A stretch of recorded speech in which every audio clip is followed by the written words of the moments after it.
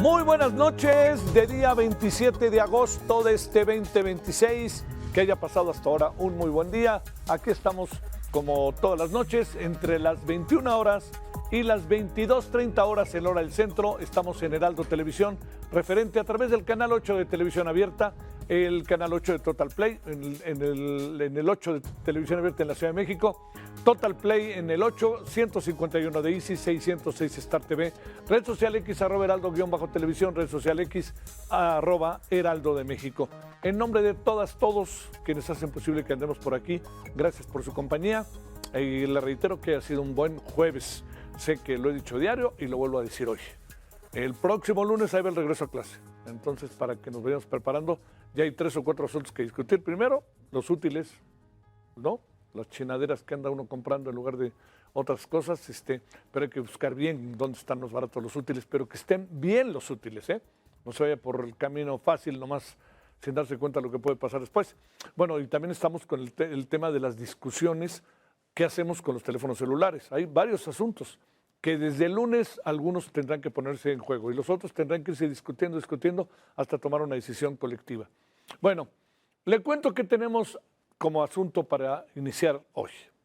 Fernando N. fue vinculado a proceso por su presunta participación en una red criminal dedicada al contrabando y distribución ilegal de combustible. Un juez de control determinó mantenerlo en prisión preventiva oficiosa. La razón, su probable participación en delincuencia organizada con fines de cometer delitos en materia de hidrocarburos. Va a permanecer recluido en el Penal Federal del Altiplano. Esto es allá en el Estado de México.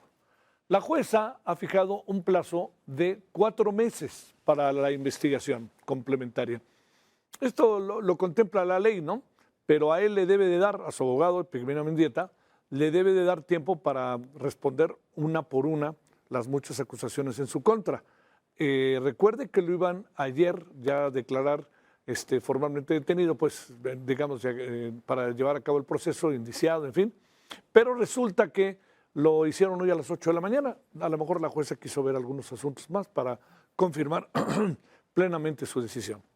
Fernando N. fue detenido, le recuerdo, en Argentina el pasado 23 de abril, tras una ficha roja de Interpol y una orden de aprehensión en México. La Fiscalía General de la República lo señala, junto con su hermano Manuel Roberto Farías Laguna, como presunto integrante de una red dedicada al contrabando de combustibles que habría operado en puertos como Tampico y Altamira. ¿Recuerda usted aquel gran decomiso en Altamira? ¿Lo recuerda? Si no, viva la memoria, ¿no? Cuando la traemos todavía entre nosotros. Pero cuando le digo esto fue un decomiso de millones y millones de barriles. ¿Sabe cuántas personas fueron detenidas en ese momento? Ninguna. O sea, no había nadie ahí en el puerto, no había nadie en ese lugar donde estaban. Pues bueno, se le pinta un poco como todo ha sido medio entre azul y buenas noches, como luego se dice, ¿no?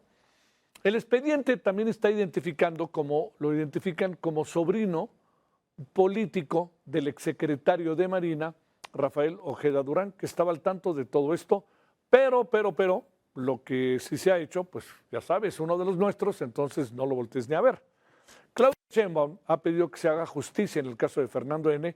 y, ¿qué va a decir la presidenta también, no? Ha calificado como muy sólida la carpeta de investigación y destacó, de la Fiscalía, que muy autónoma no es, y destacó que el expediente alcanza exfuncionarios, empresarios y otras personas. Veamos esto.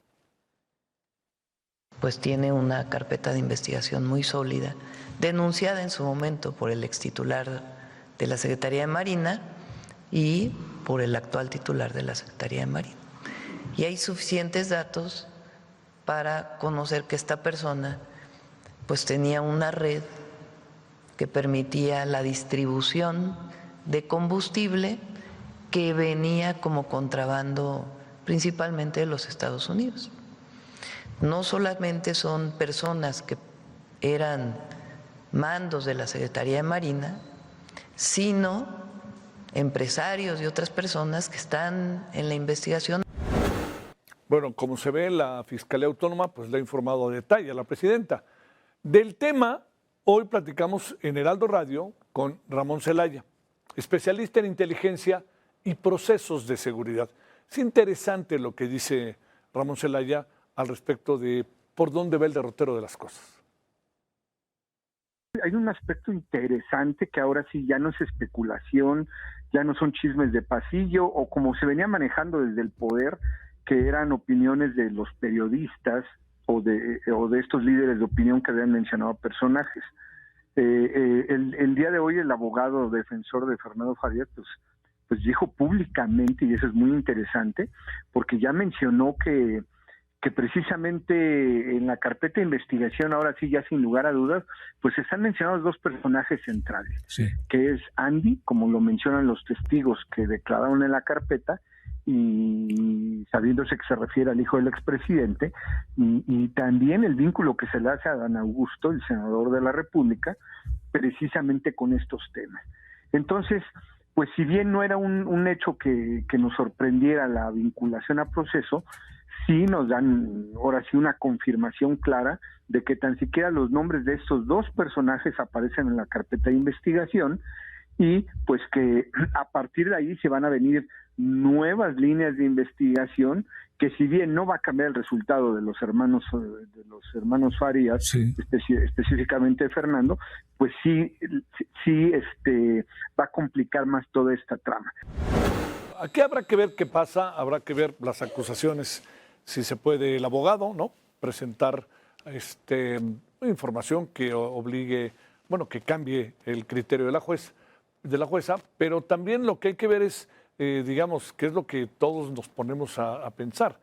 Qué bueno que se lleva a cabo este proceso, qué bueno que se va hasta las últimas consecuencias, pero las grabaciones que se han escuchado colocan también algún conocimiento por parte del exsecretario de Marina.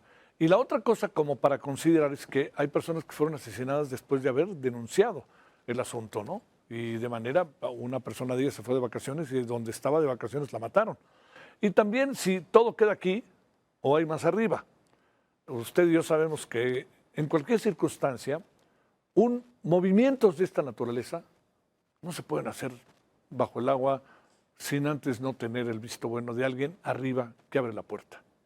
Y alguien que lleva a cabo procesos de información.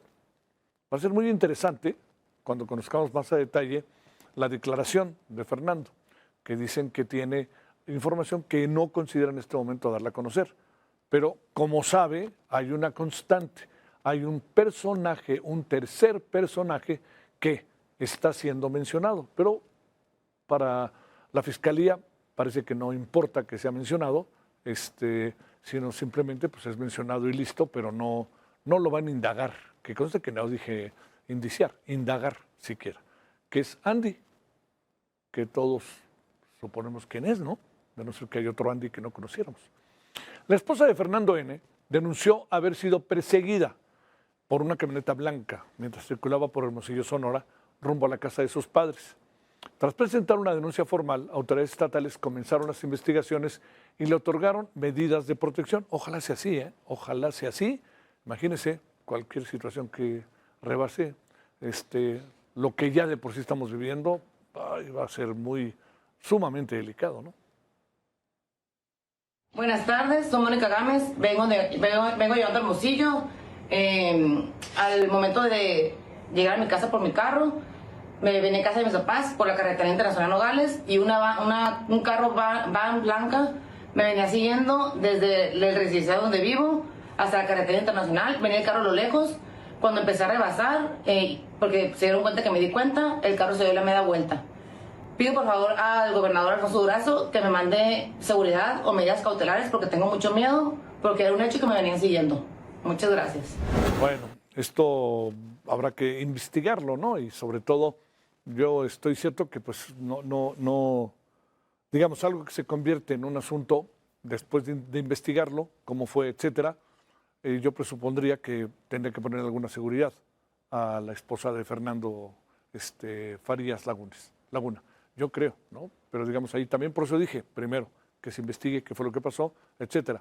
Desde que seguramente habrá quien diga es que no es cierto, hasta, bueno, hay manera de saber si es cierto o no, y no creo que una mujer en estas condiciones se bajo la circunstancia en la que está incluso su marido, pues lanzara una afirmación de esta naturaleza, pues yo le diría como para llamar la atención, no me lo pareciera, pero que se investigue, y si se investiga y hubo algo, inmediatamente ponerle un sistema de seguridad. Bueno, este asunto se va a complicar, no va a ser tan fácil, ¿no? Por más que ya sabe que ahora estamos mucho con la idea de que se cuida mucho a los suyos, ¿no? Y cuidado con los que no son suyos, sino pero una intención de no permitir que personajes como Arsenio Farell, por ejemplo, o don Jesús Reyes Heroles, que eran hijos de españoles, pudieran ser candidatos a la presidencia. ¿Por qué? Los querían hacer a un lado, ¿no? No es que les importara mucho la nacionalidad, los querían hacer a un lado. Pero aquí, esto tiene santo y seña, ¿o de qué se trata? ¿Cuántos mexico-estadounidenses, por ejemplo? Dije España por razones históricas, pero ¿cuántos estadounidenses? ¿Cuántos argentinos? ¿Cuántos colombianos? ¿Cuántos chilenos que acá andan? Nicaragüenses, guatemaltecos. O sea, papá, mamá, guatemalteca, y ellos tienen las dos nacionalidades. Ahora resulta que no puedo ser candidato a nada, ahí en términos políticos, cuando me lo he pasado toda la vida estudiando y estando en este país para eso, pero yo tengo las dos nacionalidades y no quiero dejar de ser guatemalteco y quiero seguir siendo guatemalteco y mexicano. Yo no entiendo muy bien por dónde va este asunto. Vamos a hablar de él, si le parece.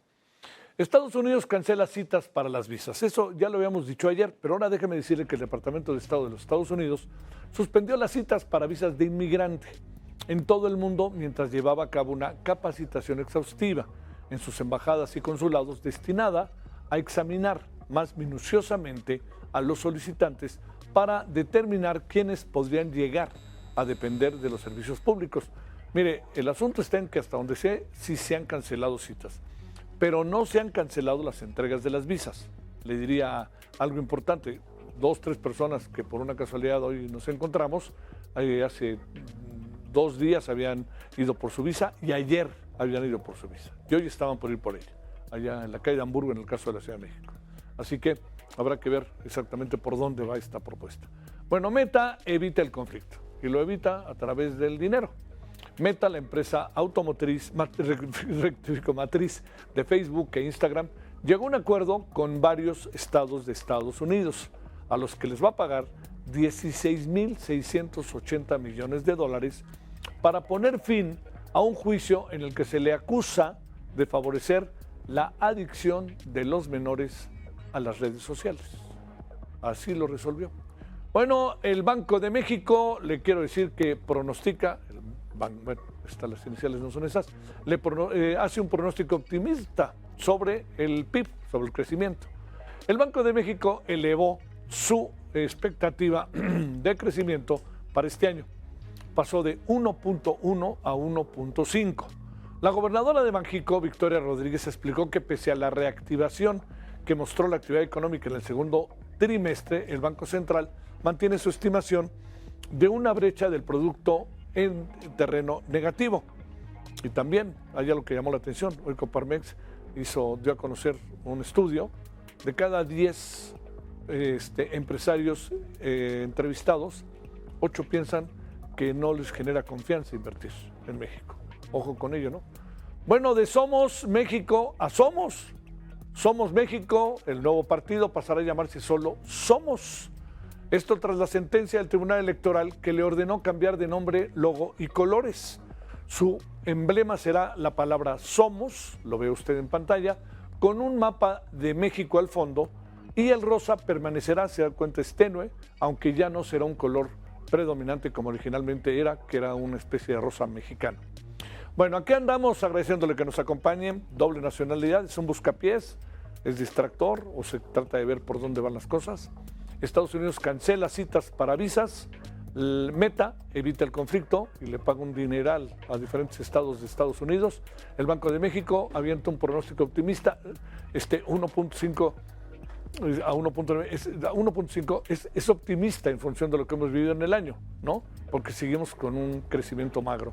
Y bueno, de Somos México, el nuevo partido, ahora son nada más, digo nada más en el sentido de la palabra que pueden utilizar, Somos. Bueno, aquí andamos, que haya pasado buen día, le reitero, vamos a una pausa, vamos a regresar para hablar sobre la iniciativa de la presidenta Sheinbaum que busca eliminar la doble nacionalidad para candidatos a presidencias y gubernaturas. ¿Usted qué piensa de eso? ¿Le parece que es una buena idea, mala idea? Bueno, vamos a hablar de ello, a ver qué piensan gente que hemos invitado hoy a hablar para ello. Vamos a la pausa. Que este país lo está tratando de ver feo, pues sí lo está viendo feo. Si usted tiene las dos nacionalidades y si quisiera ser gobernador o diputado o senador.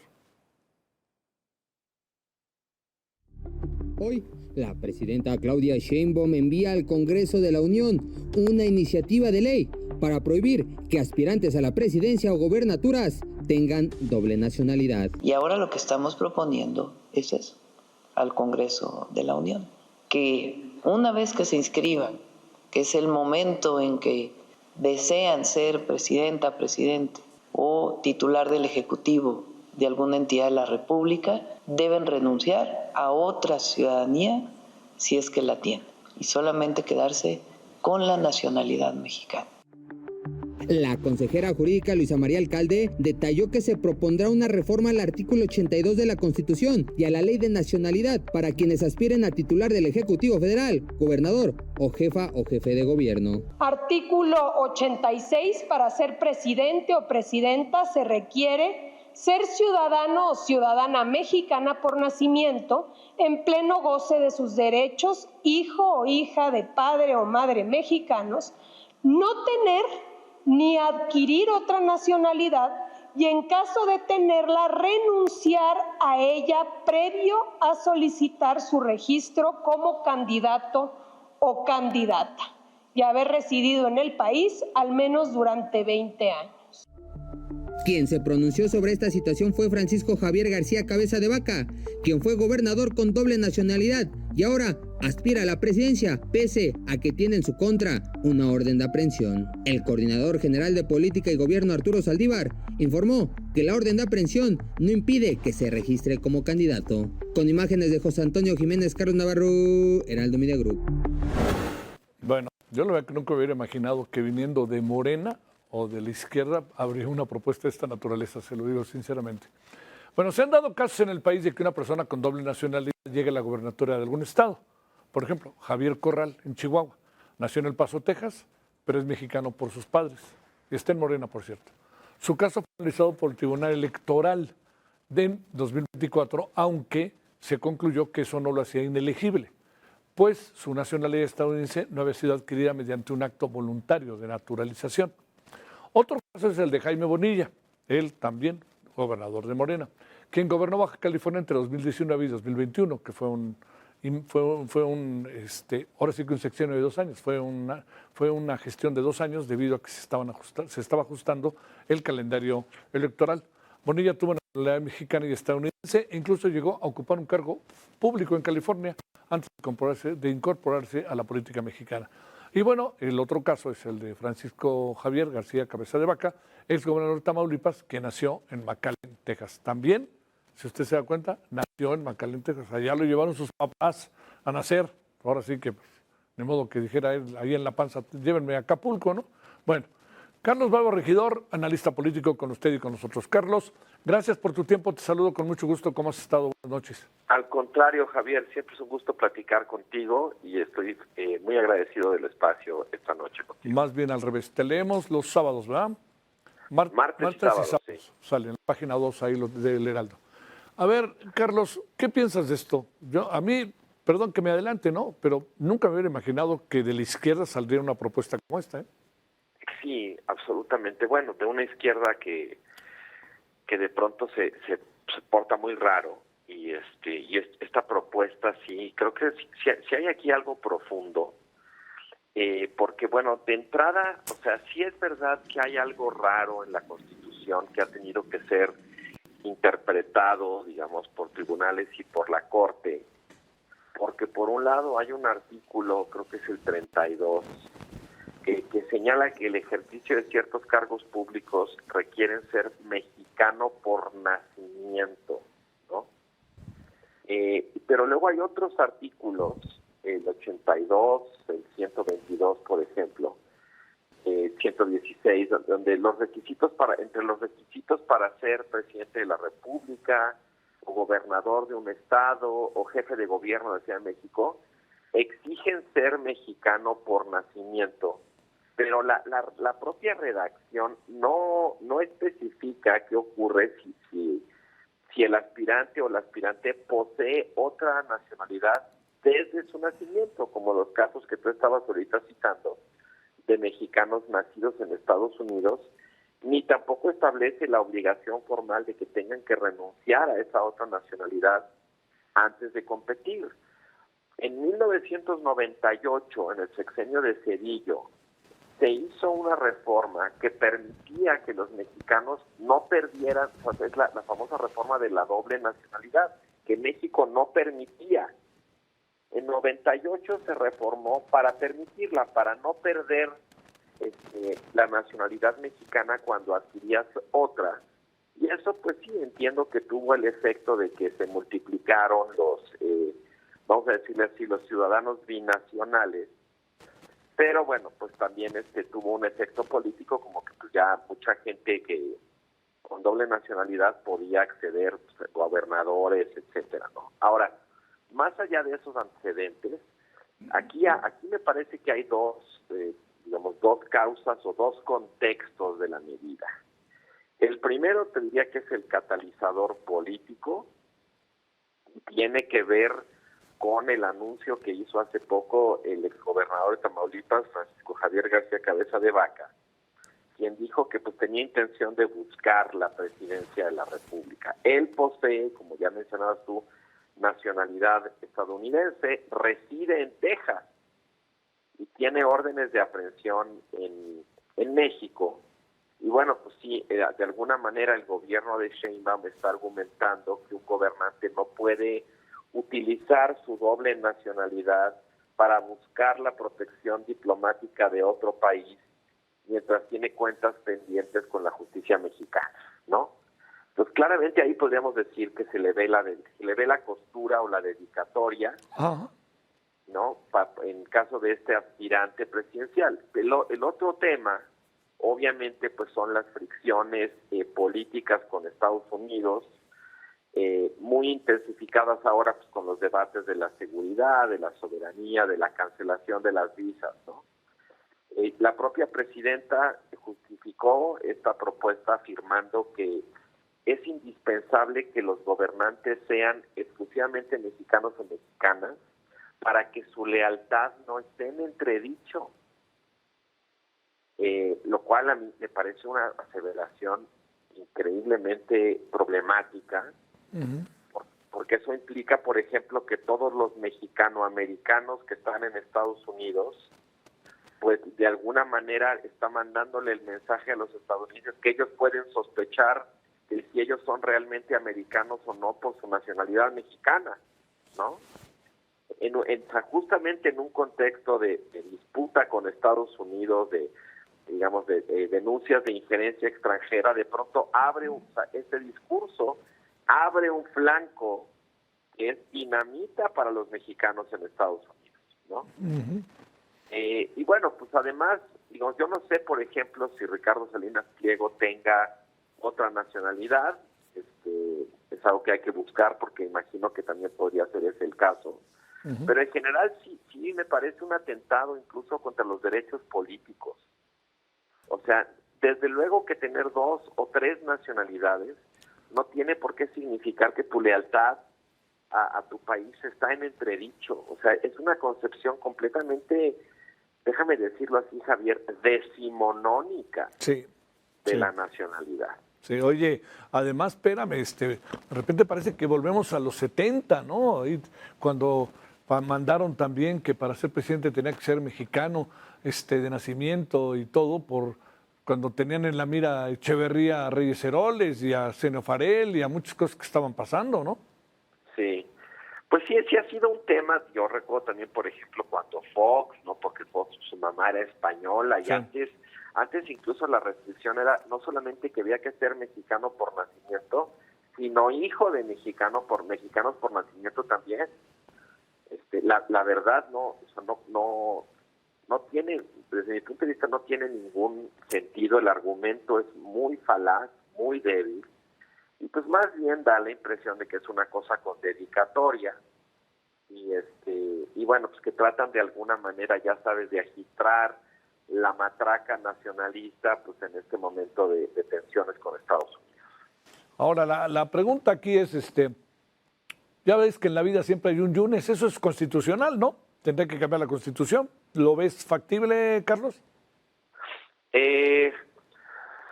Pues en principio el último intento que hizo la presidenta de cambiar la Constitución pues no le salió porque el Verde y el PT respingaron, y al final hay complot que no era tal, o sea, sí, ya se vuelve todo muy errático, por decirlo de alguna manera. Y ahora a ver cómo queda el señor legislador Insunza, ¿no? Porque ya no es de Morena, pero después del texto que hizo es más de Morena que los que son de Morena, ¿no? Sí, bueno, ese texto también, el siglo XIX se hace presente en el XXI, también a través de su lenguaje, de su referencia al Altamirano. Sí, no sé, Javier, es realmente muy sorprendente. Yo creo que lo de Insunza tiene que ver sobre todo con que él le está subiendo el precio a Morena al salirse y decir, bueno, yo ya no los mancho con mi mala reputación, pero a ver, atrévanse a usar su poder contra uno de los suyos.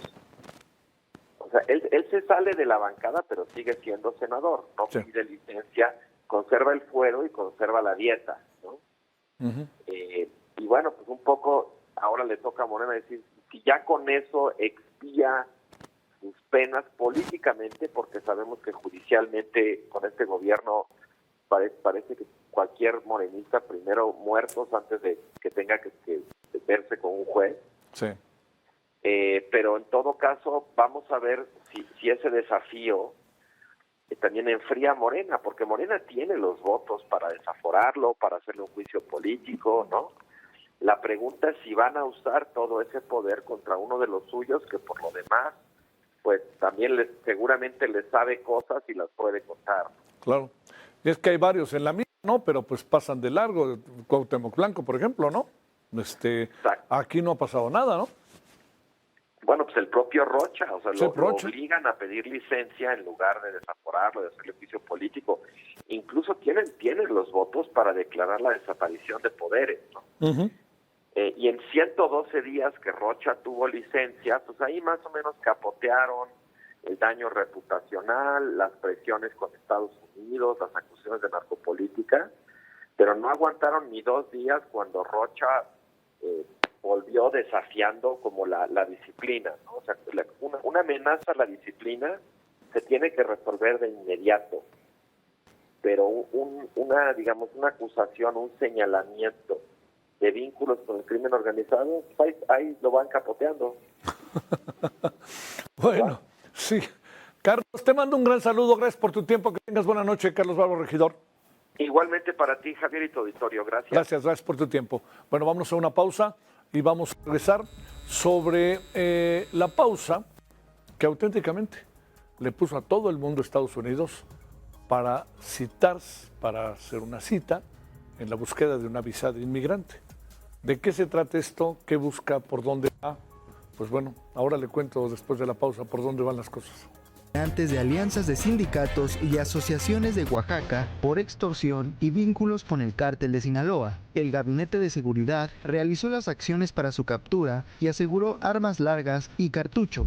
Sentenciaron a 14 años de prisión a Arturo N., alias Don Arturo, integrante del cártel Jalisco Nueva Generación, por delitos de portación y acopio de armas de fuego, cartuchos y cargadores. La Fiscalía General de la República obtuvo las pruebas para encarcelarlo en la penitenciaría de Ocampo, Guanajuato. El Gobierno de México presentó la tercera parte llamada La Patria, la construimos todas y todos, del documental de la presidenta Claudia Sheinbaum, Con el pueblo, por el pueblo y para el pueblo, Gobierno de Territorio, que se transmite por canales públicos a las 8:30 de la noche. Esto en aras de su segundo informe de labores. Y vamos a estar cerca siempre para ayudarles en todo lo que se necesita. Gracias a todos. Que vivan las niñas y los niños de Acapulco. A ver, ponte tú con ella. A ver. Ah, de la alberca. A ver. Daniel Padilla, Heraldo Media Group.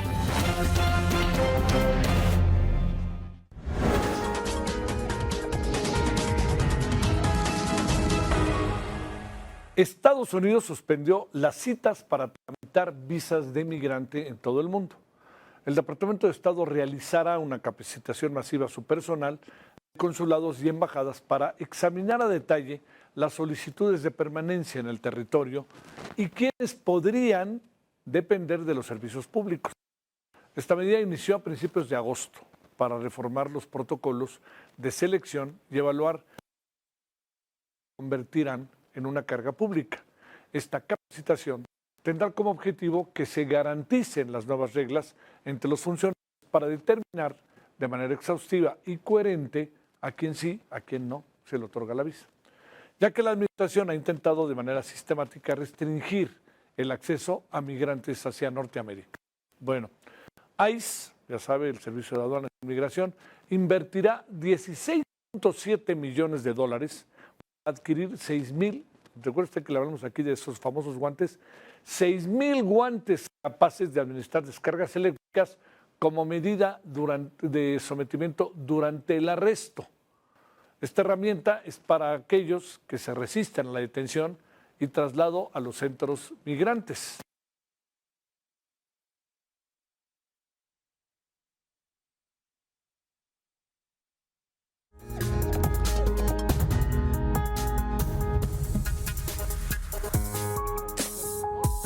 Sí, se hace sobre ya ahí ve usted, me acuerdo que lo sacamos y decíamos cómo puede ser posible si se hace sobre la ropa. Bueno, debe ser directo sobre la ropa. Activan choques dolorosos que obligan a los afectados. No, simplemente pues caen inmediatamente, ¿no? O sea, son sometidos. Ya olvídese el que diga a partir de ahora, ¿no? Ahí sostuvo que representarán una alternativa de menor impacto frente al uso de armas de fuego y otros medios de fuerza. Bueno, ¿cuáles son las cifras de detenciones del ICE? Ahí le va. Tan solo en julio arrestó a 50,000 personas. Es la cifra más alta durante el gobierno de Donald Trump. Estos datos muestran que siguen impulsando una agenda de deportaciones masivas pese al cambio de operativos de alto perfil. En grandes ciudades, a arrestos más discretos. Ahí tuvieron un alza del 15% con respecto a junio y un 70% comparado con febrero tras las ofensivas de Minnesota. Previo al retorno de Trump al poder, ICE registraba capturas de apenas 8,000 indocumentados, cifra compuesta por aquellos que estaban en la cárcel, que eran trasladados a su país de origen. Durante el primer año del segundo gobierno, invirtieron miles de millones de dólares en la agencia para realizar las capturas, ¿no? En eso andan. A ver, son muchos los temas. Son dos, pero muy fuertes, con muchas vertientes. Conversemos del tema y de la suspensión de citas, del ICE, etcétera. Saludamos con enorme gusto a Tonatiuh Guillén, profesor del Programa Universitario de Estudios de Desarrollo de la UNAM. Querido Tonatiuh, gracias como siempre por tu tiempo. ¿Cómo has estado? Buenas noches. ¿Qué tal, querido Javier? Muy contento de saludarles. Gracias por la invitación. Nosotros también, gracias que estás con nosotros. A ver, te pregunto primero, ¿qué quiere decir, qué hay detrás de esta suspensión de las citas y para quién va dirigido y qué se está buscando, Tonatiuh? Mira, en principio, Javier, esta suspensión de citas para procedimientos de reunificación familiar son de este tipo de visado que avanzan hacia la residencia permanente en Estados Unidos. Trabajadores de cierre, Javier, sobre esto, es que entonces vamos avanzando con estas medidas de Trump a un Estados Unidos literalmente desconectado de su historia de inmigración. Los Estados Unidos está con estos negando toda su historia, toda su formación como sociedad, sí.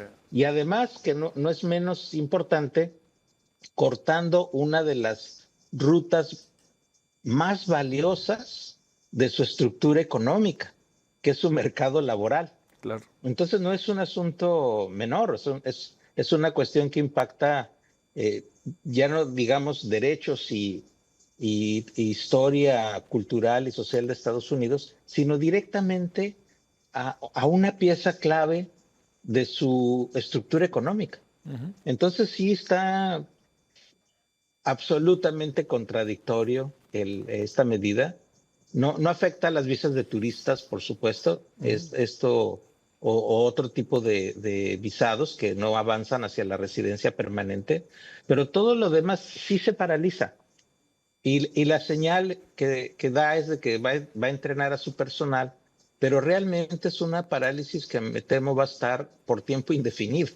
Ese entrenamiento va a durar, pues por lo menos el periodo de Trump tal vez, pero sí, el sentido final es las cortamos con todo el mundo, literalmente. Oye, Tonatiuh, así está el camino. Oye, Tonatiuh, a ver, las personas que digamos, van a trabajar allá, o sea, que son contratadas allá y que van a, digamos, hay una empresa que dice, vete para acá, yo te contrato, y consigue tú la visa y paga 100 y tantos mil de la visa.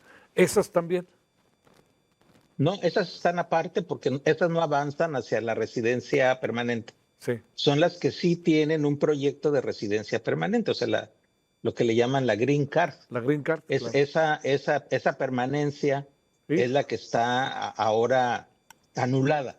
Totalmente. Entonces, sí, es un escenario, reitero, que describe perfecto el propósito final de toda esta estrategia antiinmigrante, xenófoba, y retrata su posicionamiento extremo. Ajá. Porque eso es así, cerrar.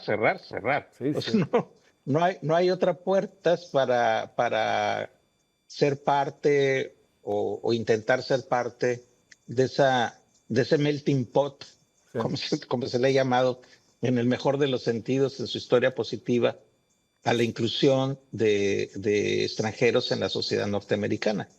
Y ahí estamos, Javier. Lamentablemente, reitero, tanto el camino regular, el bueno, el adecuado, el que pide permiso, como el irregular están en extinción. Oye, ya. Y nosotros, lamentablemente. Nosotros para el camino llamado irregular hemos hecho nuestra parte, hemos cerrado de cabo a rabo la frontera, ¿no? Sí, y buena parte pues se explica por el posicionamiento tan duro que hay del lado de Estados Unidos, incluso con zonas militarizadas, y otra parte se explica por el lado de la rudeza mexicana, porque recordarás que pusimos a 10,000 elementos de la Guardia Nacional y del Ejército en la frontera. Entonces también hemos tenido una parte muy, muy severa. Eso explica que el flujo haya disminuido drásticamente y que casi nadie se presenta ahí de otras nacionalidades, solo estamos yendo mexicanos, los poquitos que llegamos somos mexicanos. Y eso explica que ahora que fue el canciller Velasco a visitar a Marco Rubio, le dijeron, oye, pues también cierra a los mexicanos. Y a ver qué va a pasar ahí, Javier, porque con qué autoridad el Estado mexicano le va a quitar el derecho de tránsito a los mexicanos llegando a la frontera. Sí. Entonces sí es un asunto muy delicado, pero reitero, retrata este cierre tan brutal al que está construyendo el gobierno de Estados Unidos. A ver, aunque platicamos regularmente, cuestión que te agradezco, Tonatiuh, sobre el tema del ICE, las cosas que están ahorita, los números que son personas, esta idea del guante, del glove, ¿no?, que te ponen encima, de todo esto, ¿cómo ves? Digamos, es la agudización de lo mismo, ¿no? De las violencias y del terror y de los extremos al que está llegando el gobierno de Trump. Acuérdate que desde que empezó ese discurso de que los migrantes eran invasores, ya no criminales, que era la parte dura, pero pasó a otro nivel, el de ser invasores, y por lo mismo, como invasor, sujeto a violencia, sujeto a la presencia del ejército, como ya puso en la frontera con México, o a fuerzas paramilitares, como es lo que construyó con ICE. Entonces, el discurso del migrante invasor ha traído todo tipo de excesos y de violencias contra la población inmigrante, desde su identificación, detención, traslados a estos centros de detención espantosos, expulsiones a terceros países. Ya los mexicanos están terminando un grupo importante en Guatemala y Honduras, que por cierto el gobierno de México pues está haciendo la tarea de traerlos, cuando la primera tarea hubiera sido impedir que se trasladen hasta allá los mexicanos. Pero todo esto junto, Javier, es una estrategia de terror, de dañar, inhumana, y reitero también contraproducente al propio interés de Estados Unidos. Claro. Ahí, cuando Estados Unidos tiene 15% o poco más de población extranjera en su territorio, más su descendencia y más lo que generan para la sociedad norteamericana, y si eso lo estás golpeando, pues ya no entendí. Porque si lo que quieres es desarrollo, no hay otra manera de compensar el envejecimiento de la población de Estados Unidos o el crecimiento de su fuerza laboral. A fuerza necesitan el papel tan valioso que cumple la inmigración. Oye, por último, hace rato hablábamos sobre el tema de la doble nacionalidad, la propuesta de la presidenta.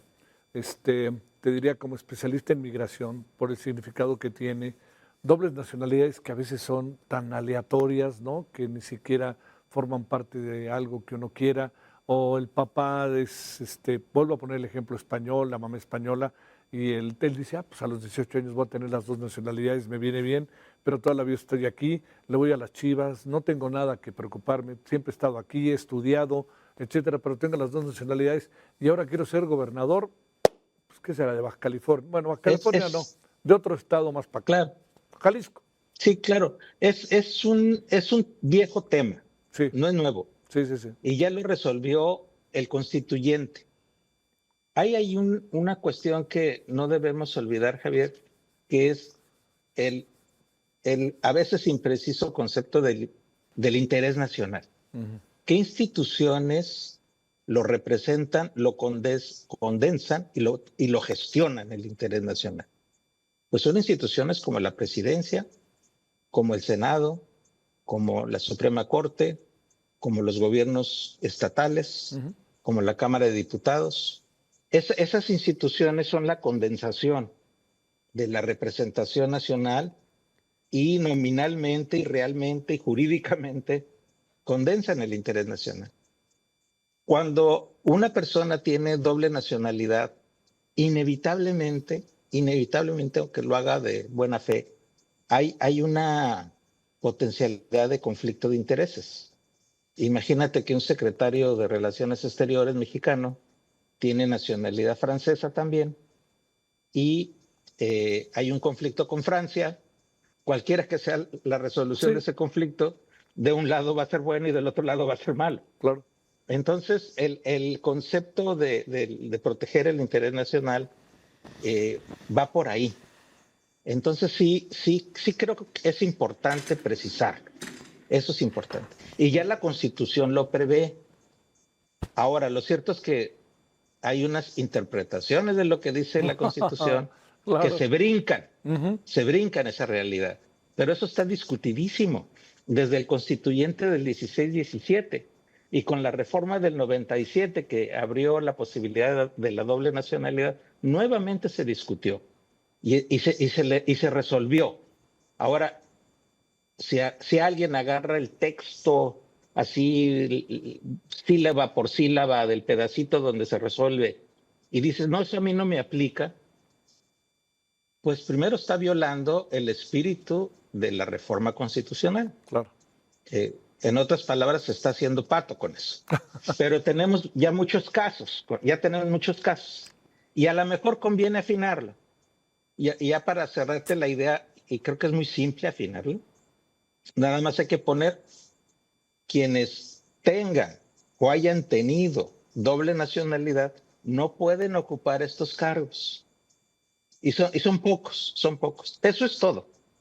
Y eso ya está en la Constitución, solo hay que agregar esas dos palabritas y cambiarla por la palabra que dice adquieran o que adquieran. Y te puede decir el de Tamaulipas, pues yo no adquirí nada, yo nací en el otro lado y la tengo por nacimiento, entonces yo no la adquirí, entonces no me aplica. Entonces, ese tipo de discusión sí vale la pena hacerla, pero es mucho más grande el tema que el cargo de presidente o que el cargo de gobernador. Es algo que hay que discutir con relación al concepto de interés nacional. Sí. Bueno. Tonatiuh, que tengas buena noche. Gracias por tu tiempo. Igualmente. Hasta luego. Un abrazo. Hasta luego.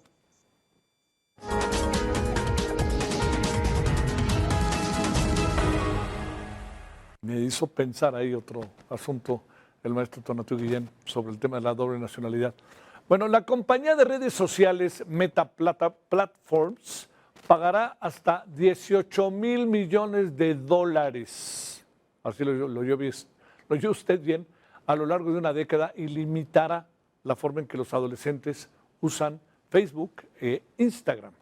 Esto es como parte del acuerdo que se logró durante un juicio federal en Oakland, California, sobre las demandas presentadas por 29 estados de Estados Unidos que alegaban, rectificó, que la empresa diseñó sus plataformas para generar adicción en los menores de edad.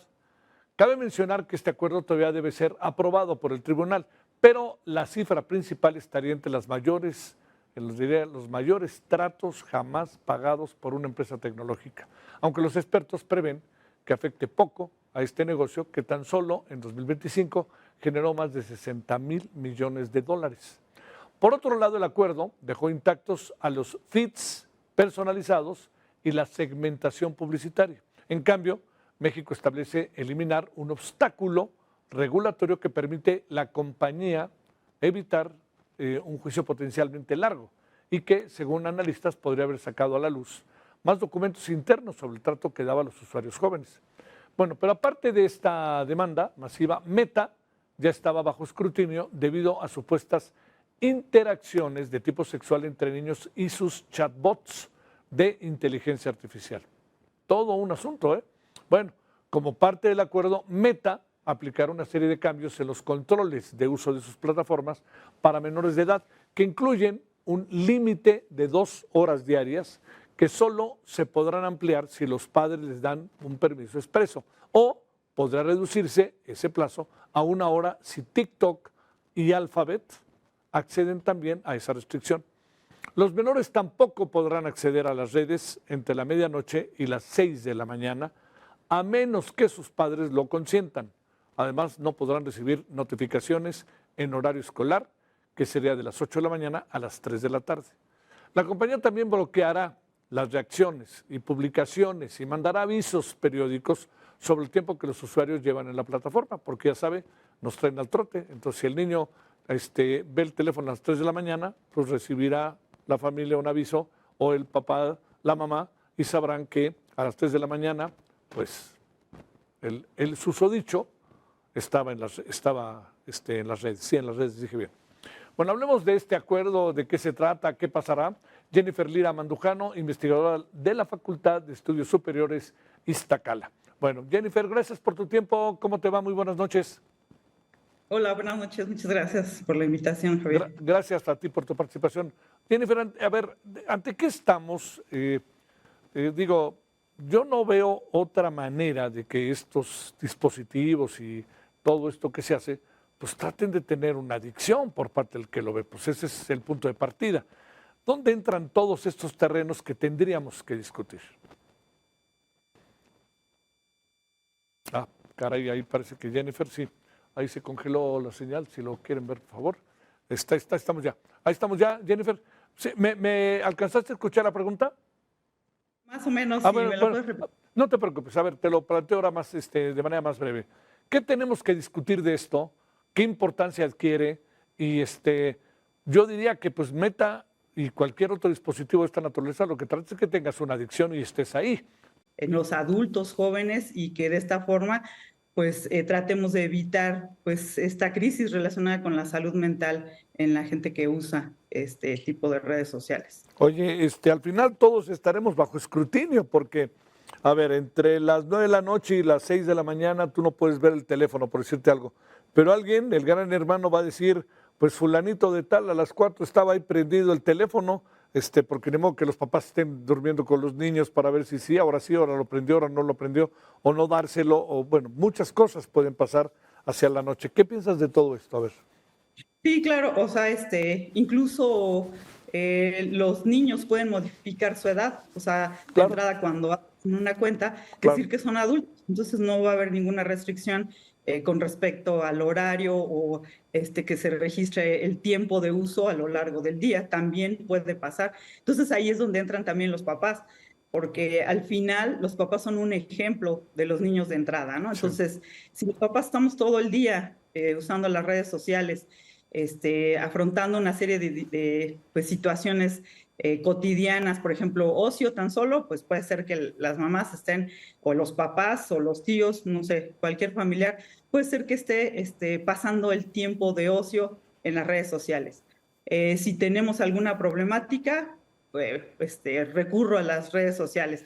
Puede ser que tenga un problema de salud y me meto a las redes sociales, a la página de un médico que me recomienda o de una persona que no es profesional de la salud y me recomienda cualquier cosa, algún té, no sé, que compre cualquier cosa, y que al final nosotros no nos acercamos con un profesional de la salud para resolver esa problemática, ¿no? Entonces, también los niños aprenden de lo que nosotros hacemos. Entonces, al final, el inicio mucho va a ser de lo que nosotros hagamos para afrontar, para relajarnos, para resolver problemas, para pasar el tiempo. Entonces, también una parte muy importante sería que, que los papás enseñen o promuevan otro tipo de actividades. Puede ser una que no requiera dinero, o sea, salir a caminar, juegos de mesa, que realicen algún deporte, que no sé, que entren a clases de pintura, que aprendan a tocar instrumentos. O sea, hay una diversidad de actividades que nosotros podríamos promover y que no satanizar el uso de redes, pero sí promover el uso responsable, ver las redes sociales junto con nuestros hijos y ver pues los beneficios que en algún momento podrían tener las redes sociales. Y en este sentido, pues culturales, también de aprendizaje, pues sí, bien pasar un tiempo de ocio, pero con responsabilidad, o sea, enseñándoles esa parte, ¿eh? ¿Qué piensas de este tema de la restricción que hoy se mencionó y que algunos países han tomado? Francia la tomó a los 15 años y luego el propio Congreso le dijo que no. Sí, es algo de lo que ya comentaba un poco cuando prohibimos, pues tal vez es lo que más llama la atención, ¿no? Entonces, claro, por un lado está bien, pero siempre a veces los seres humanos buscamos la forma, ¿no? De poder saltar esa restricción y pues hacer lo que está prohibido, ¿no? Entonces, más que nada siempre promover pues el uso responsable, hablar, tener una comunicación abierta con nuestros hijos, y en ese sentido más bien pues no decir, a fuerza te tiene que dar o te va a causar un problema de salud mental, sino saber en qué momento utilizarlo, o sea, no llevar celulares a la escuela porque estás en un lugar donde vas a tomar una clase, tienes que poner atención, tienes que realizar pues las actividades que tu maestra te diga. O sea, como que enseñar también que hay momentos, sí, para utilizar las redes sociales con el uso responsable, sí, en cuanto al tiempo, retrasar completamente el inicio del uso de redes sociales, de celular. O sea, puede ser que algunas mamás desde bebés les den los celulares a los niños para que vean alguna red social y demás. Entonces, retrasar lo más que se pueda el uso de redes sociales. Entonces, pues la propuesta es esa, o sea, no tanto prohibir, no tanto restringir, porque al final puede ser que algunos se salten todas estas restricciones, ¿no? Sino siempre promover otro tipo de actividades que, pues que dejen a un lado el uso de estas redes sociales y veamos también los beneficios que se pueden obtener a través de ellas. Oye, a ver, por último, Jennifer, déjame plantearte, ¿eres de la idea de que se le debe de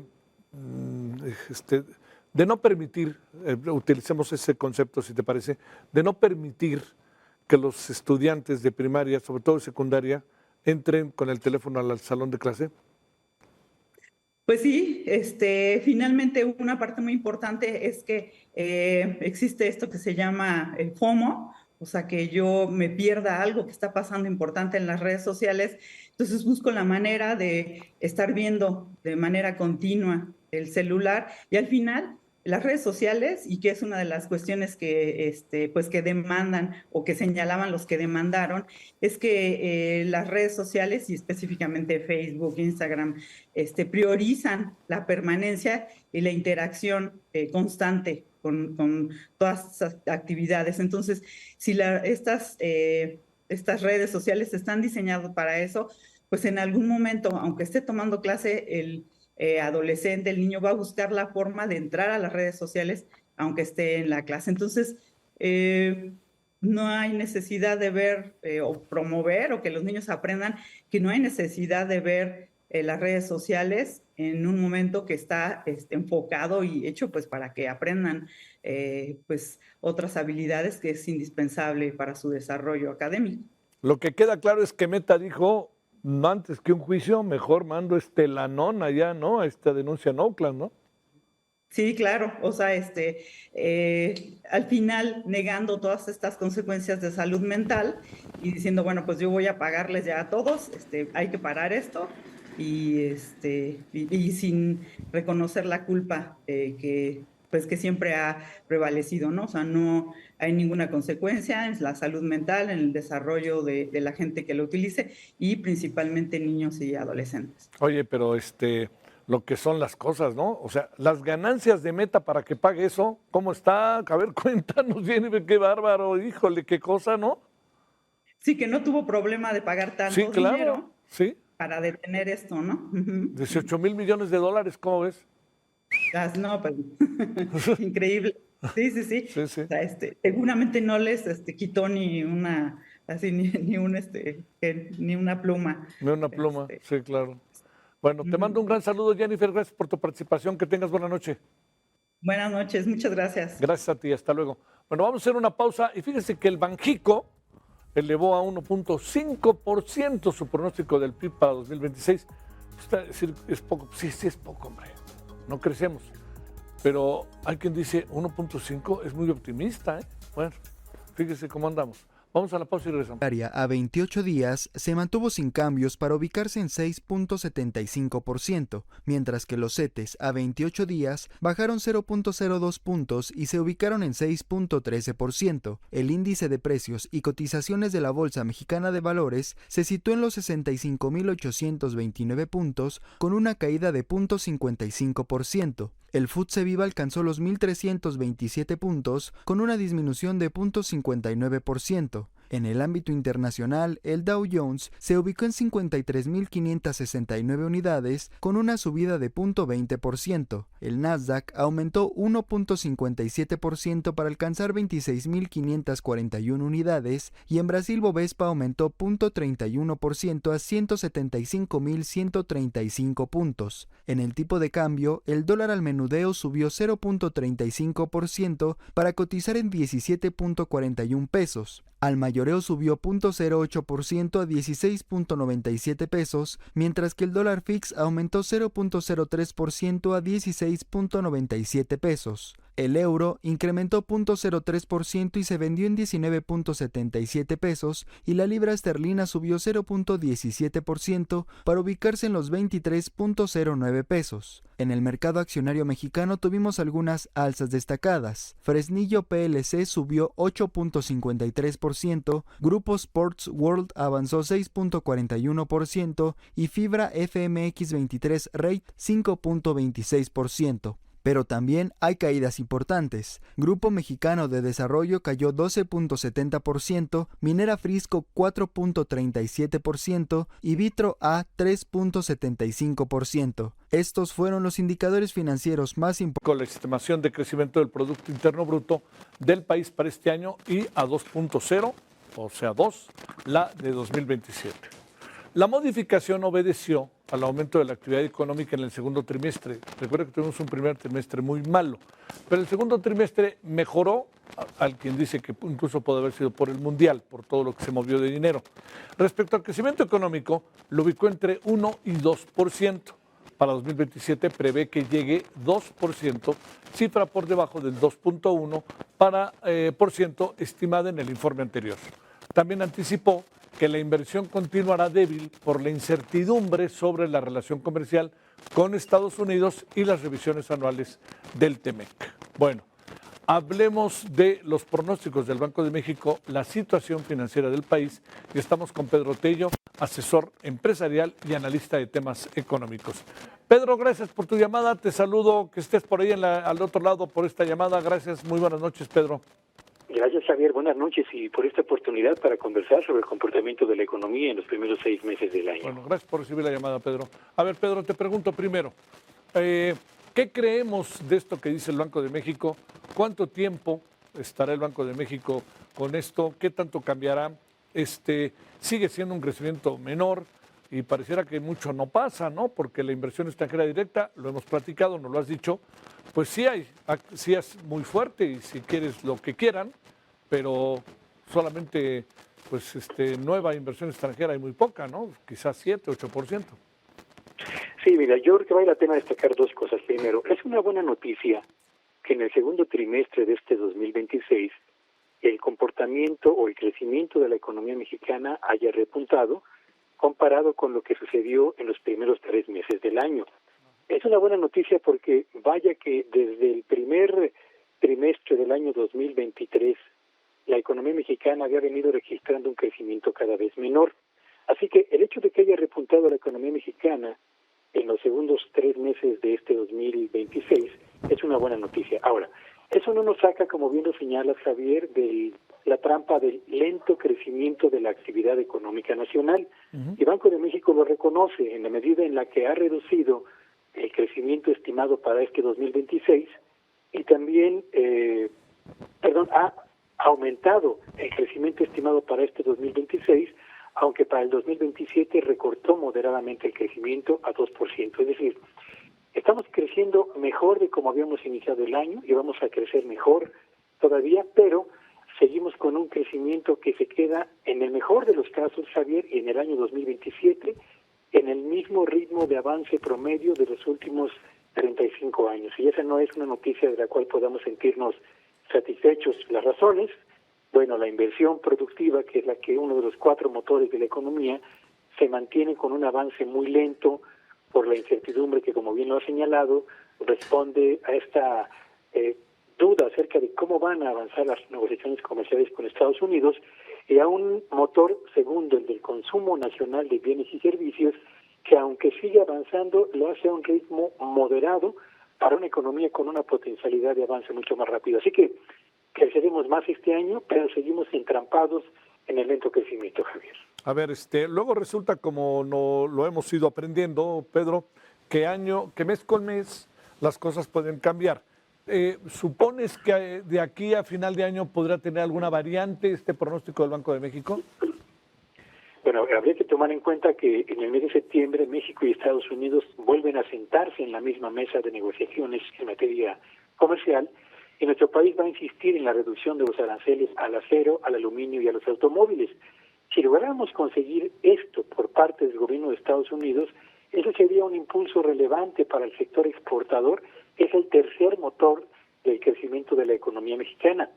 Si no sucediera ningún cambio en lo que resta del año, creo que se va a mantener este 2026 con un crecimiento moderado de la actividad económica y con una generación de empleos en el sector formal que se va a quedar muy lejos, desde luego, de lo que necesitamos anualmente, solo para atender el crecimiento natural de la mano de obra. Y vale la pena señalar lo siguiente, a propósito del empleo, Javier. Sí. En los primeros 7 meses, enero-julio, el sector formal de la economía ha creado solamente 243,000 puestos de trabajo. Es una cifra que ni siquiera alcanza todavía para resarcir los 320,000 empleos que perdimos solamente en el mes de diciembre. Y este comportamiento en el mercado laboral formal lo que revela es justamente que, a pesar de que la economía repuntó, sigue avanzando a un ritmo muy lento y con, digamos, una debilidad evidente para generar empleos formales.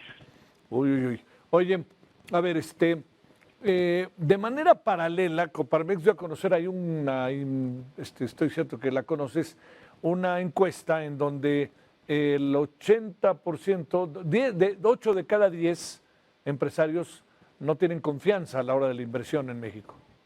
En efecto, eso ocurre porque los empresarios en nuestro país no saben cuál es el rumbo que va a tomar la relación comercial con Estados Unidos, consecuentemente quieren esperar resultados para a partir de ello reactivar sus proyectos de inversión que están hoy en pausa, o bien para llevar adelante aquellos proyectos de inversión que tienen planeados para la segunda mitad de este 2026. Ajá. En cambio, el único motor que ha mantenido, digamos, a flote a la inversión productiva en México es la combinación entre la inversión pública que aumentó en los primeros 6 meses del año y el ingreso de inversión extranjera directa, aunque en este último caso, Javier, auditorio, es importante señalar que a pesar de que hay una muy buena noticia al haber registrado un nivel histórico de inversión extranjera en los primeros 6 meses de este año, la verdad es que la inversión extranjera equivale apenas al 12% del total de la inversión productiva en México, y esto lo que significa es que dependemos en mucho mayor grado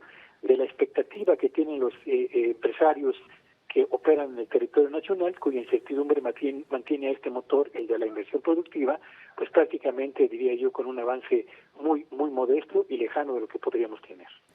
La nueva inversión extranjera es baja, ¿verdad? Lo que hay es mucha reinversión extranjera directa. En efecto, de los 3 componentes de la inversión extranjera directa, el que menos sigue creciendo y el que es más modesto por cuanto a su monto y a su ritmo de crecimiento son las nuevas inversiones extranjeras. Es decir, aquellas empresas que llegan a México por primera vez para invertir en la habilitación de algún centro comercial o en la habilitación de alguna empresa manufacturera.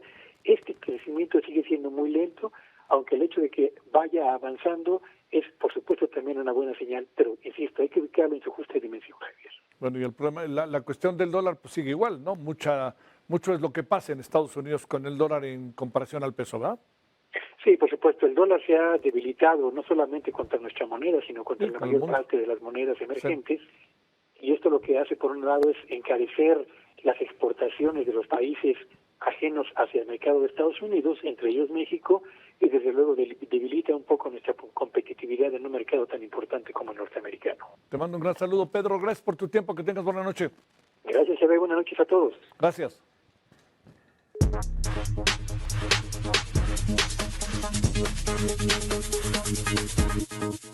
Bueno, vamos con Edgar Sánchez, él es coeditor de Mercados en el Heraldo de México. Mi querido Edgar, ¿qué hay para mañana en las páginas, mañana viernes ya, del periódico El Heraldo de México? Adelante, Edgar. Hola, buenas noches, mi querido Javier, con el gusto de saludarte. Te cuento que estamos en el cierre de la edición Empresa del Heraldo de México con la mejor información del día. En nuestra nota de 8 llevamos que tras escuchar la opinión de diversos especialistas, la presidenta Claudia Sheinbaum se pronunció por restringir el uso de los celulares en las escuelas, aunque precisó que se trata de una opinión personal. Se inclinó hacia la educación donde la convivencia y las viejas prácticas deben retomarse. Después del impacto que puede tener el uso excesivo de las plataformas digitales en el crecimiento, la conducta, el desarrollo cognitivo de los niños, me parece que es importante que en las escuelas se regrese al papel, al lápiz, a un aprendizaje que no tenga que ver con los dispositivos electrónicos, fueron sus palabras. En otro tema, Javier, entre nubes y con los celulares apuntando hacia el cielo, habitantes de la Ciudad de México intentaron observar y fotografiar el eclipse lunar parcial que a las 10 de la noche con 13 minutos alcanzó su punto máximo, por lo que se oscureció casi por completo el satélite durante la noche, mientras en el Monumento a la Revolución se registró una mayor concentración de personas que acudieron con cámaras profesionales para captar el fenómeno. En tanto, equipos de rescate buscan al menos 1.468 desaparecidos en la frontera entre Nepal y la región autónoma china de Tíbet, tras las repentinas inundaciones y deslizamientos de tierra que dejaron al menos 392 muertos y pueblos enteros arrasados. Qian Gongshang, jefe de riesgos climáticos y ambientales del Centro Internacional para el Desarrollo Integrado de las Montañas en Katmandú, señaló que existe el riesgo de una segunda crecida debido a un bloqueo en la parte alta del río fronterizo entre Nepal y China. Las autoridades de Nepal recuperaron los cuerpos de 389 personas y hay 910 desaparecidos, incluyendo 510 extranjeros. Del lado chino, en la región del Tíbet, los medios estatales reportaron 3 muertos e informaron que hay 558 personas desaparecidas, incluidos 260 extranjeros. Mientras que en GastroLab, Javier, celebramos a la gastronomía a través de las imágenes. Hicimos un homenaje a 5 fotógrafos gastronómicas que a través de sus imágenes logran despertar nuestros sentidos. Entre ellos son Fernando Gómez Carvajal, Berta Herrera, Ignacio Urquiza, Rodrigo Bañuelos y Sofía Segura. Ellos nos cuentan su inspiración y su historia detrás de este oficio. Es la información que tenemos, Javier. Te agradezco muchísimo, mi querido Edgar. Que tengas buena noche. Buenas noches. Gracias. Ya termina la redacción del periódico El Heraldo de México. mañana la edición de viernes. Bueno, nos vamos.